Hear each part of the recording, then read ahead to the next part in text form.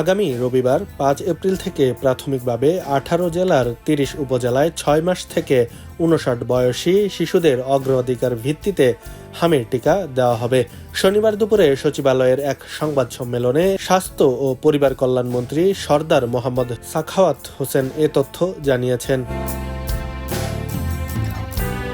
প্রাথমিক পর্যায়ে টিকাদান কর্মসূচির ৩০ উপজেলাগুলো হলো নেত্রকোনার আটপাড়া, রাজশাহীর গোদাগাড়ী, ঢাকার নবাবগঞ্জ, মুন্সিগঞ্জের লৌহজং সদর ও শ্রীনগর, ঝালকাঠির নলছিটি, ময়মনসিংহের ত্রিশাল সদর ও ফুলপুর, চাঁদপুরের হাইমচর ও সদর, বরিশালের মেহেন্দিগঞ্জ ও বাকেরগঞ্জ, পাবনার ঈশ্বরদী সদর, আটঘরিয়া ও বেড়া, নওগাঁর পোরশা, গাজীপুর সদর, শরীয়তপুরের জাজিরা, বরগুনা সদর, মাদারীপুর সদর, কক্সবাজারের মহেশখালী ও রামু, চাঁপাইনবাবগঞ্জ সদর, শিবগঞ্জ, ভোলাহাট, নাটোরের সদর ও যশোর সদর।